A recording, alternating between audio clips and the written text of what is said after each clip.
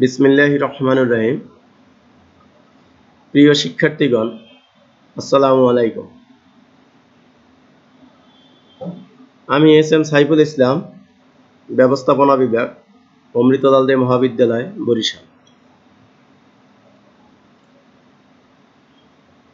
প্রিয় শিক্ষার্থীগণ, অনলাইন ক্লাসে তোমাদের শুভেচ্ছা ও অভিনন্দন।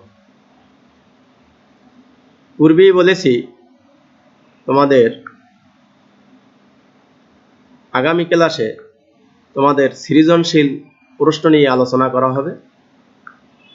প্রশ্নটি মূল্যায়ন ক্লাস, অর্থাৎ ব্যবস্থাপনা দ্বিতীয় পত্রের দ্বিতীয় অধ্যায়ের ব্যবস্থাপনার নীতি সম্পর্কিত সৃজনশীল প্রশ্ন। আশা করি তোমরা প্রশ্নটি শুনলে, বুঝলে পরীক্ষায় উত্তর দিতে তোমাদের অনেক সহজ হয়ে যাবে।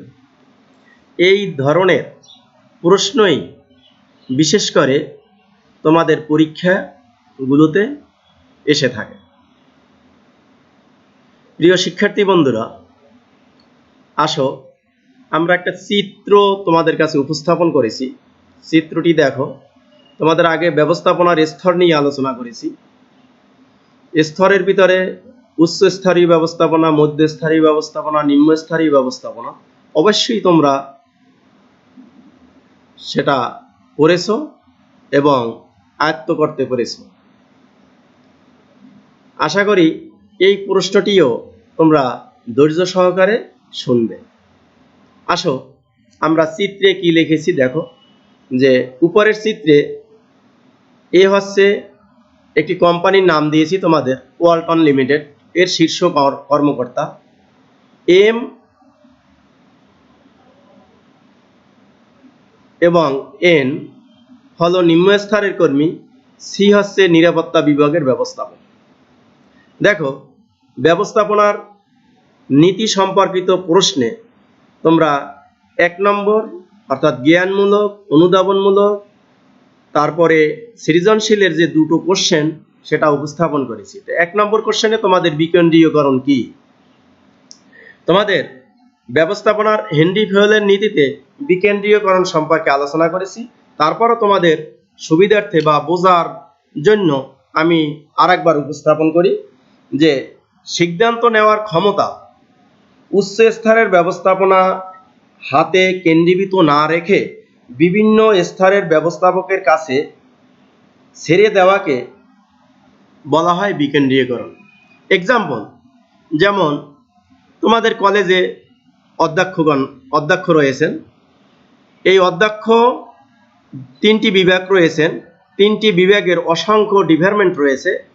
এই ডিপার্টমেন্টের এক একজন দায়িত্ব রয়েছে। একটি বিশেষ অনুষ্ঠান তোমাদের জন্য আয়োজন করলো। অধ্যক্ষ মহোদয় প্রত্যেকটা বিভাগের সাথে আলোচনা সাপেক্ষে তাদের কাজগুলো ছোট ছোট করে ভাগ করে দিলেন এবং তাদের সিদ্ধান্ত তাদের কাছে এবং বাস্তবায়নের ক্ষমতাও তাদের কাছে দিয়ে দিলেন। অর্থাৎ নিজের কাছে ক্ষমতা কুক্ষিগত না রেখে তার অধীনস্থ তাকে সহযোগী ডিপার্টমেন্টগুলোর কাছে তার ক্ষমতা হস্তান্তরের বা ছেড়ে দেওয়ার প্রক্রিয়াই হলো বিকেন্দ্রীকরণ। অর্থাৎ কর্তৃত্ব এবং ক্ষমতা হাতে না রেখে সকলের যে যে ডিপার্টমেন্টে যে যে বিভাগে দায়িত্ব আছে এবং ওই দায়িত্বগুলো ভাগ করে দিয়ে যদি তাদের হাতে ন্যস্ত করে, এটাই হলো বিকেন্দ্রীকরণ। এরকম অসংখ্য উদাহরণ দেওয়া যায়, তোমরা অবশ্যই বুঝতে পেরেছো। 2 নম্বর হলো কর্তৃত্ব দায়িত্বের মধ্যে ভারসাম্য রাখতে হয় কেন বা ভারসাম্য বজায় রাখা জরুরি কেন। প্রথমে আসো আসলে কর্তৃত্বটা কি। আমরা যদি কর্তৃত্ব বিশ্লেষণ করার ক্ষেত্রে বলি যে কর্তৃত্ব বলতে নির্দেশ দেওয়ার বৈধ ক্ষমতাকে বোঝায়। আমি এক লাইনই তোমাদের বলেছি। যেমন আরেকটু যদি বিশ্লেষণ করে বলতে পারো যে দায়িত্ব বলতে সন্তোষজনক ভাবে কোনো কাজ করার বাধ্যবাধকতা বা কর্তব্যকে বোঝায়। তাহলে কর্তৃত্ব এবং দায়িত্ব দুটো জিনিসকে এর ভিতর যে ভারসাম্য কেন রাখতে হয়, তাহলে আমরা আলোচনা প্রসঙ্গে যাই। কর্তৃত্ব অর্পণের ফলে ব্যক্তির উপর বিভিন্ন ধরনের দায়িত্ব অর্পিত হয়। কর্তৃত্ব অর্পণের ফলে কি হয়? বিভিন্ন ধরনের ব্যক্তির উপর দায়িত্ব অর্পিত হয়। এক্ষেত্রে বেশি কর্তৃত্ব হলে ক্ষমতা ও কর্তৃত্বের অপব্যবহার হওয়ার আশঙ্কা থাকে। আবার দায়িত্বও যদি বেশি হয় তাহলে কর্তৃত্বের অভাবে সেগুলো করতে বিভিন্ন রকমের সমস্যার সম্মুখীন হতে হয়। তাই প্রাতিষ্ঠানিক শৃঙ্খলার প্রয়োজনে দায়িত্ব এবং কর্তৃত্ব ভারসাম্য বা সমতা রাখা উচিত। অবশ্যই তোমরা এটি বুঝতে পেরেছ। যদি আমরা আরেকটু বিশ্লেষণে যাই, যেমন কর্তৃত্ব বলতে নির্দেশ দেওয়ার ক্ষমতাকেই আমরা বুঝে থাকি। এই ক্ষেত্রে যে কোনো প্রতিষ্ঠানের অভ্যন্তর এবং বাহ্যিক উভয় ক্ষেত্রে সুসংগঠিতভাবে কাজটি বাস্তবায়নের জন্য এবং কাজের মধ্যে সমন্বয় বিধানের প্রয়োজন হলে এবং সমন্বিত করার ক্ষেত্রে সুশৃঙ্খল পদ্ধতি নিয়ম অনুসরণ করে কাজটি সফলভাবে বাস্তবায়ন করার জন্য অবশ্যই তোমাদের কর্তৃত্ব এবং দায়িত্বের ভারসাম্য রক্ষা করতে হয়। প্রিয় শিক্ষার্থী বন্ধুরা, নিশ্চয়ই বুঝতে পেরেছ। আসি আমরা 3 নম্বর প্রশ্নে, যে চিত্রে বর্ণিত, দেখো তোমাদের চিত্রে উপরে শীর্ষ ব্যবস্থাপক, নিশ্চয়ই তার অধীনস্থ ক্রমান্বয়ে বিডিএম সিইএন। তাহলে 3 নম্বর কোশ্চেনে কি লিখেছি, চিত্রে বর্ণিত বি ও ডি একই সাথে একেবারে নিম্ন স্তরের ব্যবস্থাপক এম কে ভিন্ন ভিন্ন কাজ করার নির্দেশ দিলে ব্যবস্থাপনার কোন নীতি লঙ্ঘিত হয়েছে বা লঙ্ঘিত হবে, ব্যাখ্যা কর। এক্ষেত্রে তোমাদের ব্যবস্থাপনার ক্ষেত্রে তোমাদের কয়েকটি নীতি গুরুত্ব সহকারে বলেছি। এই গুরুত্বের ভিতরে দেখো যে আসলে এ যদি চিত্রে বর্ণিত বিডি একই সাথে যদি এম কে নির্দেশ দেয়, তাহলে বন্ধুরা কাজটি কি আসলে সম্পন্ন করতে পারবে? কার আদেশ পালন করবে? এখানে দেখো এই ক্ষেত্রেই তোমাদের প্রশ্নের উত্তরটি খুঁজে বের করা যায়। তাহলে আসি, উত্তরটি কি হতে পারে? প্রিয় শিক্ষার্থী বন্ধুরা, উত্তরটি যেমন হতে পারে যে উদ্দীপকের চিত্রে বিডি একই সাথে এম কে ভিন্ন ভিন্ন কাজ করার নির্দেশ দিলে ব্যবস্থাপনার অবশ্যই আদেশের নীতি লঙ্ঘিত হবে। কারণ কার আদেশ পালন করবে? কার আদেশ পালন করবে? কার আদেশ পালন করতে গিয়ে কে আবার অসন্তুষ্ট হবে এবং তার চাকরি হারানোর ক্ষেত্রে বা বিভিন্ন রকম তার সমস্যা ঘটতে পারে। এই ক্ষেত্রে অবশ্যই তোমরা বুঝতে পারছো যে আদেশের ঐক্যের নীতিটি লঙ্ঘিত হয়েছে। তাহলে এই নীতিতে আমরা কি পেয়ে যাই? এই নীতিতে কোনো অধস্থান কর্মী একজন ঊর্ধ্বতন কর্মকর্তার কাছ থেকে সরাসরি আদেশ পাবে বা পেয়ে থাকে। এতে ভুল বোঝাবুঝির সম্ভাবনা থাকে না।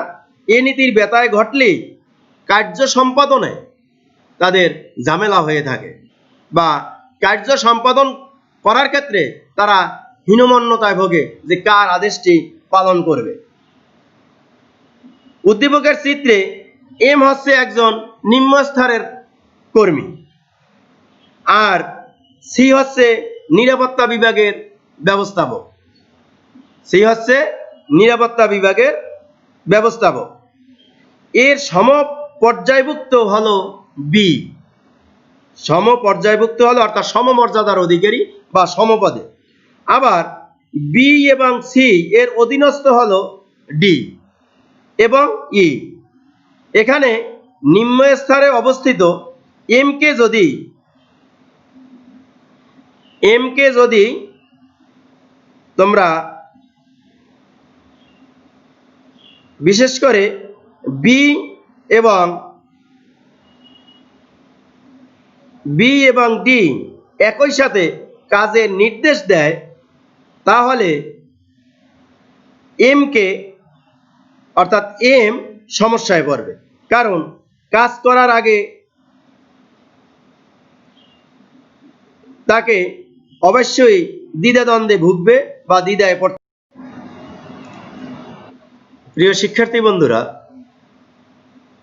আমরা নির্দ্বিধায় তাহলে বলতে পারি যে এখানে আদেশের ঐক্যের নীতি লঙ্ঘিত হয়েছে। আদেশের ঐক্যের নীতি লঙ্ঘিত হওয়ায় দেখো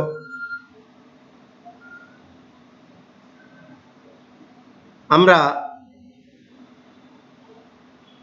এম দুজন বসের আদেশ পালন করতে হলে তাকে অবশ্যই মানসিক বিপর্যস্ত হতে হবে। অর্থাৎ দুজন একই পদমর্যাদার অধিকারী, একই পদমর্যাদার ব্যবস্থাপক। এম হলো নিম্ন স্তরের একজন সাধারণ কর্মী। সুতরাং দুজনার আদেশ একই সাথে পালন করা এম এর পক্ষে কোনো ক্রমেই সম্ভব নয়। এক্ষেত্রে আমরা বলতে পারি এখানে আদেশের ঐক্যের নীতি লঙ্ঘিত হয়েছে। আসো আমরা 4 নম্বর কোশ্চেনে কি লিখেছি। উদ্দীপকে উল্লেখিত ওয়ালটন লিমিটেডের গুদামে আগুন লাগলে এন সরাসরি সিকে আগুন লাগার সংবাদ দিতে পারবে কি?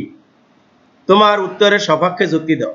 দেখো আমরা ঊর্ধ্ব স্তর থেকে, অর্থাৎ এ হলো শীর্ষ স্তরের ব্যবস্থাপক, তার অধীনস্থ হলো বি এবং সি একই মর্যাদার অধিকারী বা একই পদমর্যাদার অধিকারী, ডি এবং ই একই পদমর্যাদার অধিকারী, এম এবং এন একই পদমর্যাদার অধিকারী।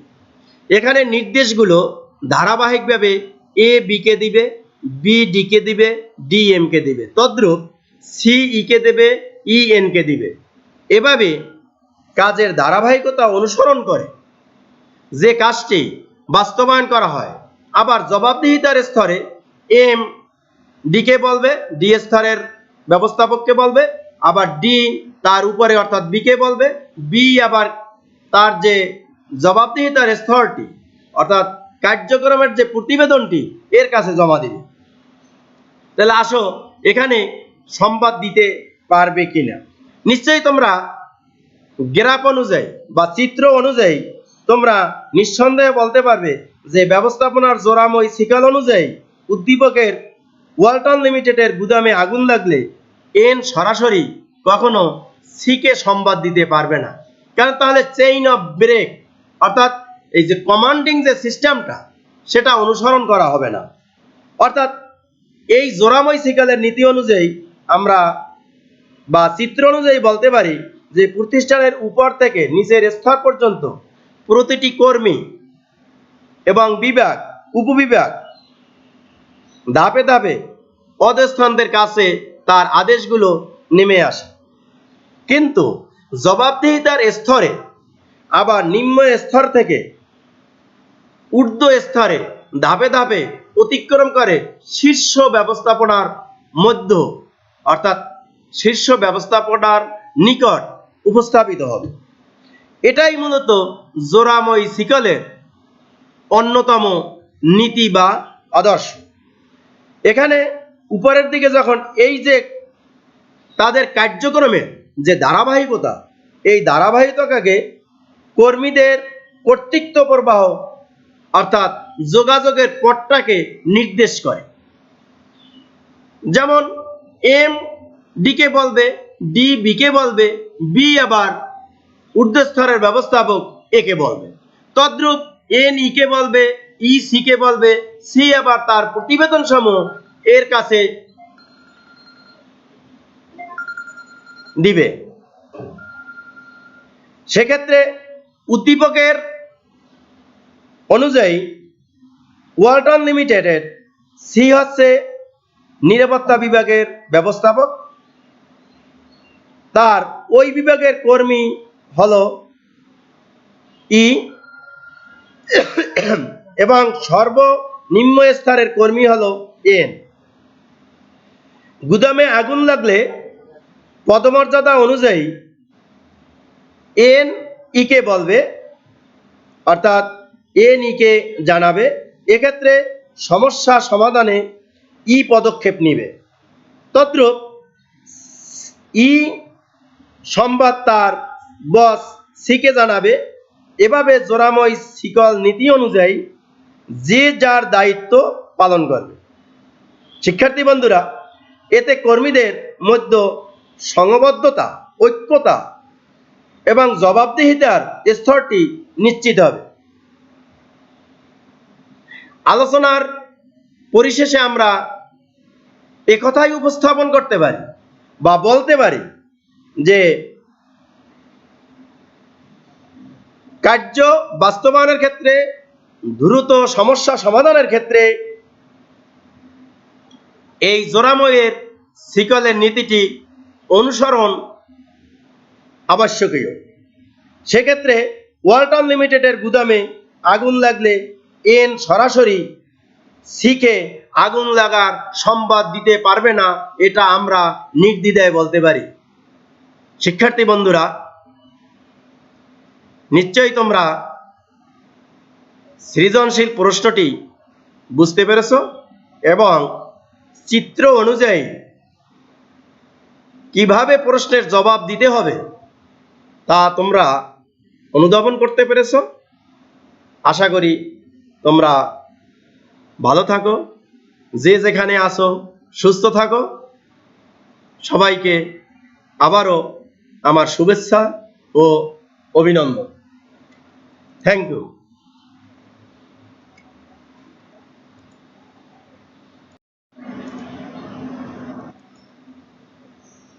প্রিয় শিক্ষার্থীগণ, আমরা ব্যবস্থাপনার নীতি এতই গুরুত্বপূর্ণ, এই কারণে তোমাদের আরও একটি সৃজনশীল কোশ্চেন তোমাদের কাছে উপস্থাপন করতেছি। তোমরা শুনবে আশা করি, এবং গুরুত্বপূর্ণ বিষয়গুলো তোমরা খাতায় লিখে নেবে। দেখো, নাসা ফুড লিমিটেড একটি স্বনামধন্য ব্যবসা প্রতিষ্ঠান হিসেবে বিগত 40 বছর ধরে ভোক্তাদের চাহিদা অনুযায়ী মানসম্মত পণ্যদ্রব্য সরবরাহ করে মুনাফা অর্জন করে আসছে। হঠাৎ বৈশ্বিক মহামারীর কারণে দ্রব্যমূল্য বেড়ে যাওয়ায় শ্রমিক কর্মচারীরা তাদের আর্থিক সুবিধা বাড়ানোর দাবি করলে শ্রমিক ও ব্যবস্থাপনার মধ্যে তীব্র অসন্তোষ তৈরি। নাসা ফুড লিমিটেড ব্যবস্থাপনা পরিচালক কিছু সংখ্যক শ্রমিক ও কর্মচারীদের চাকরিচ্যুত করেন, ফলে প্রতিষ্ঠানের উৎপাদন ক্রমান্বয়ে হ্রাস পাচ্ছে বা হ্রাস পায়।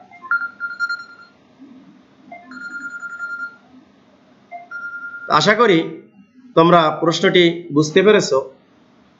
এখন আসো ক নম্বর কোশ্চেনে, কি বৈজ্ঞানিক ব্যবস্থাপনা কি।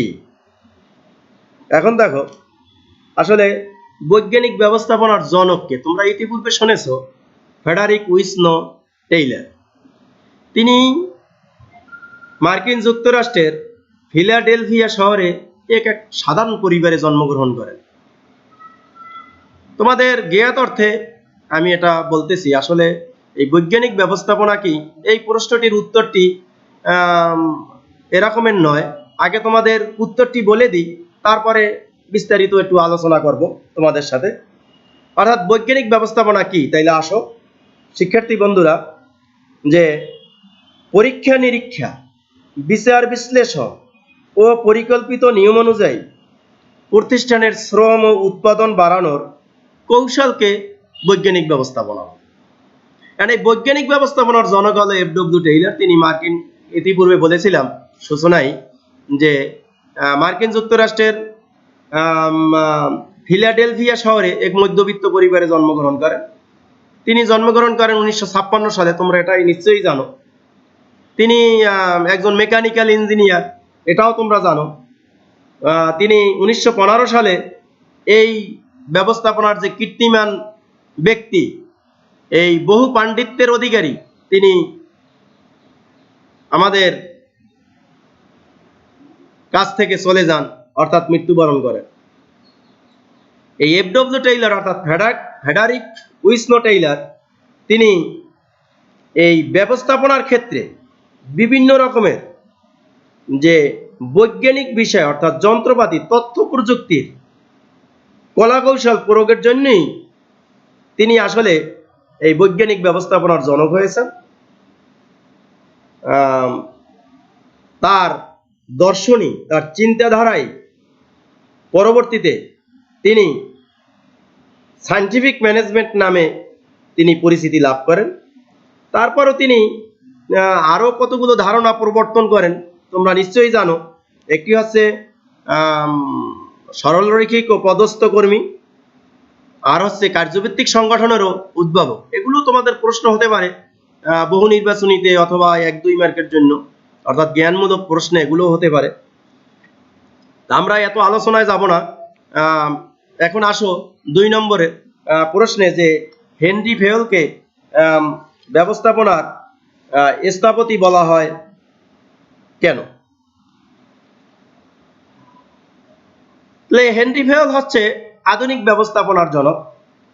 এটাও তোমরা জানো যে আমরা এটি বলতে গেলে প্রথমেই বলতে হয় যে ব্যবস্থাপনার গুরুত্বপূর্ণ অবদানের জন্য হেনরি ফেয়লকে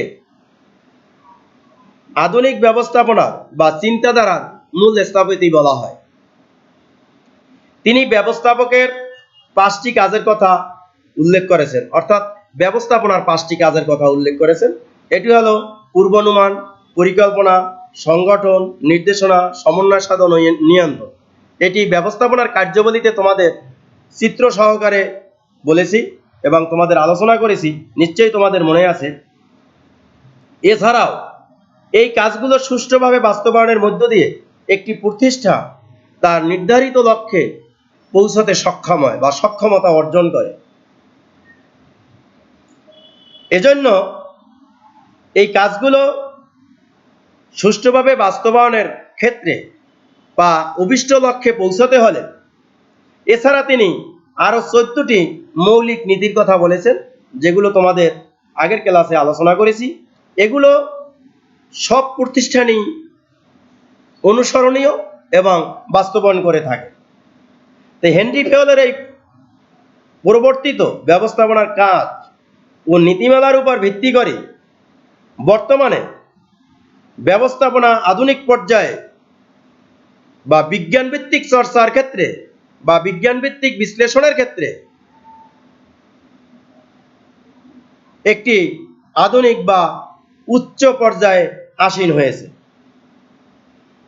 তাই আমরা নির্দ্বিধায় বলতে পারি তিনি আধুনিক ব্যবস্থাপনার চিন্তাধারার মূল স্থপতি, এতে কোনো সন্দেহ নেই। শিক্ষার্থী বন্ধুরা, আমরা 3 নম্বর কোশ্চেনে আসি, মূল প্রশ্নে, যে উদ্দীপকে দেওয়া আছে, দেখো, শ্রমিকদের চাকরিচ্যুত করা ব্যবস্থাপনার কোন নীতি লঙ্ঘন করা হয়েছে?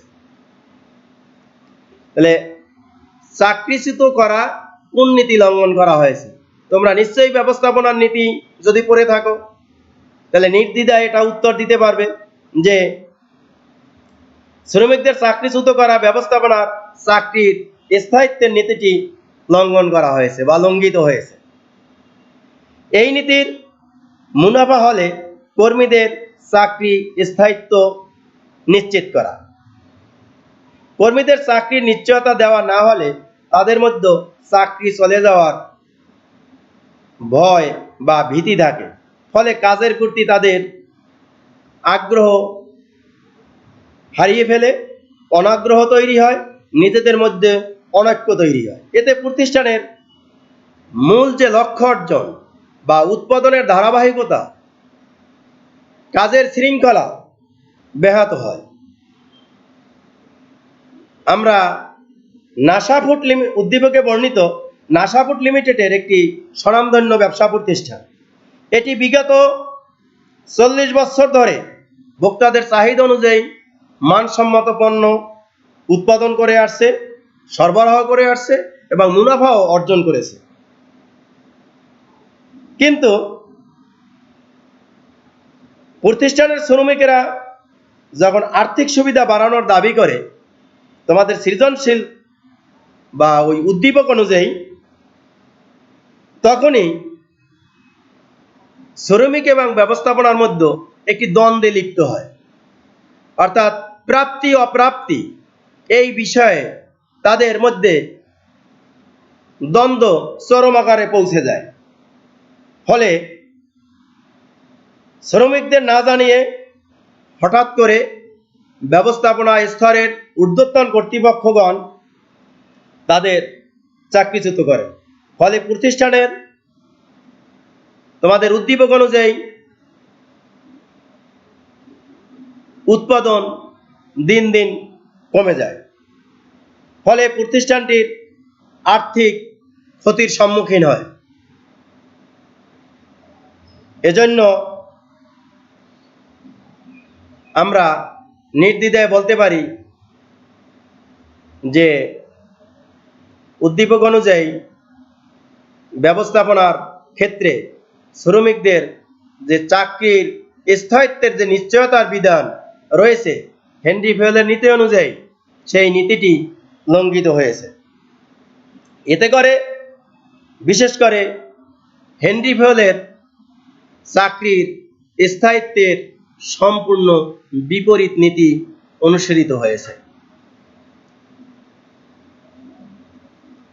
শিক্ষার্থী বন্ধুরা, 4 নম্বর কোশ্চেনে আছে তোমাদের উদ্দীপকের প্রশ্ন অনুযায়ী যে পূর্বের অবস্থায় যদি ফিরে আনার জন্য ব্যবস্থাপনা পরিচালকের করণীয় কি বিশ্লেষণ কর। উদ্দীপক অনুযায়ী প্রতিষ্ঠানের উৎপাদন আগের অবস্থায় ফিরিয়ে আনার জন্য পারিশ্রমিকের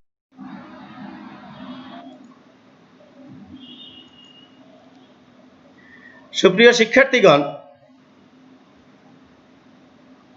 4 নম্বরের উচ্চতর দক্ষতার প্রশ্নে আমরা উদ্দীপক অনুযায়ী এটা বলতে পারি যে প্রতিষ্ঠানের উৎপাদনকে আগের অবস্থায় ফিরিয়ে আনার জন্য হেনরি ফেয়েলের যে পারিশ্রমিকের নীতি ও চাকরির স্থায়িত্বের নীতি অনুসরণ করতে হবে।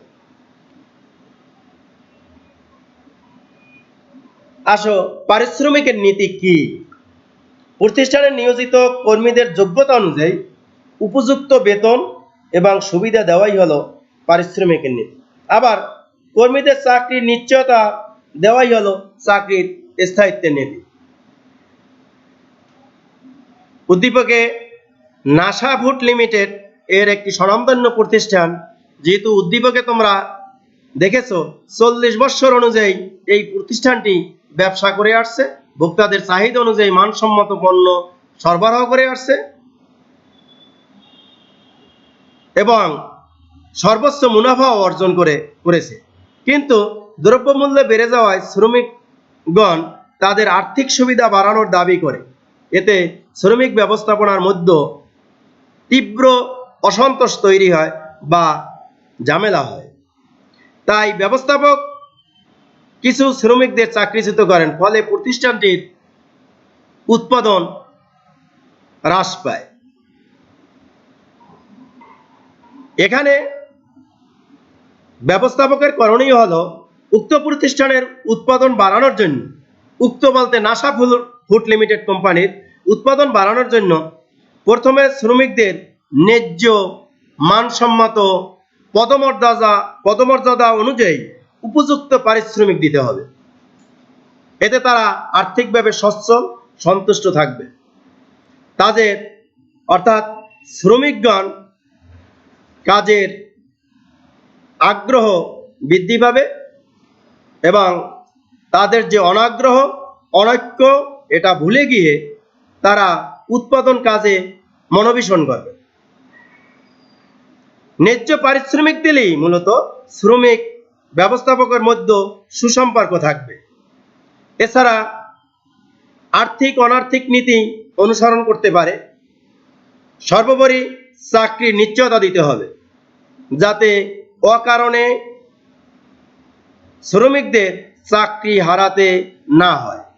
এই জন্য হেনরি ফেয়েলের চাকরির স্থায়িত্বের নীতি অনুসরণ করতে হবে এবং শ্রমিকরা এটি অনুসরণ করলে শ্রমিকগণ নিজ নিজ প্রতিষ্ঠানে প্রকৃত সদস্য মনে করবেন, নিজেকে প্রতিষ্ঠানের মালিক ভাবতে শুরু করবে। তাহলে তারা নিশ্চিন্তে কাজ করতে পারবে, ফলে প্রতিষ্ঠানটির উৎপাদন বেড়ে যাবে। প্রিয় শিক্ষার্থী বন্ধুরা, আমরা নির্দ্বিধায় বলতে পারি যে নাসা ফুড লিমিটেড প্রতিষ্ঠানটির পূর্বের অবস্থায় ফিরিয়ে আনতে হলে ব্যবস্থাপনা পরিচালকের উপরোক্ত বিষয়গুলো অবশ্যই পালন করতে হবে। সাথে সাথে তাদের হ্যান্ডিফেলের যে চাকরির স্থায়িত্বের নীতি, পারিশ্রমিকের নীতি, এগুলো অনুসরণ করতে হবে। আর্থিক অনার্থিক তাদের প্রেরণা দিতে হবে, তাহলেই প্রতিষ্ঠানটি পূর্বের অবস্থায় ফিরিয়ে আসবে বলে আমি মনে করি। প্রিয় শিক্ষার্থী বন্ধুরা, অবশ্যই তোমরা প্রশ্নের আঙ্গিকে তোমরা বুঝতে পেরেছ। এই নীতি সম্পর্কিত বিষয় তোমরা ভালো করে পড়বে অবশ্যই, তাহলে সামনের যে পাঠগুলো এগুলো ভালোভাবে বুঝতে সক্ষম হবে। আসো তোমাদের কিছু গুরুত্বপূর্ণ প্রশ্ন তোমাদের বলেছি, তোমরা লিখে নিতে পারো। যেমন ব্যবস্থাপনার নীতি কি, কার্য বিভাজন কাকে বলে, আদেশের ঐক্য বা ঐক্যের নীতি কি, নির্দেশনার ঐক্য নীতি কি, কেন্দ্রীয়করণ ও বিকেন্দ্রীয়করণ কি, ব্যবস্থাপনার জোলাময় সিকাল নীতিটি কি অথবা ব্যাখ্যা করো, প্রশাসনিক ব্যবস্থাপনার জনককে, বৈজ্ঞানিক ব্যবস্থাপনার আদর্শ নীতি কয়টি, কর্তৃত্ব দায়িত্বের ভারসাম্য বিধান রাখতে হয় কেন, সাম্যের নীতি বলতে কি বোঝায়, ফেডারিক উইসনো টেইলারকে কেন বৈজ্ঞানিক ব্যবস্থাপনার জনক বলা হয়, সর্বোপরি যে হেনরি ফেলের 14 নম্বর নীতিটি লক্ষ্য অর্জনে একতাই বলো নীতিটি গুরুত্বপূর্ণ কেন।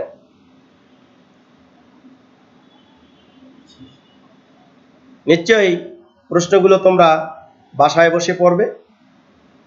আশা করি তোমরা যে যেখানে আসো ভালো থাকো, সুস্থ থাকো, এই কামনায় আগামী ক্লাসে আমন্ত্রণ জানিয়ে আমি আজকের মতো এখানেই বিদায় নেব। তবে আগামী ক্লাসে তোমাদের যে ব্যবস্থাপনার কার্যাবলীর প্রথম ধাপ পরিকল্পনা নিয়ে তোমাদের সাথে আলোচনা করব। তোমরা বাসায় বসে একটু বই দেখবে, তাহলে তোমাদের বুঝতে সুবিধা হবে। সকলকে ধন্যবাদ।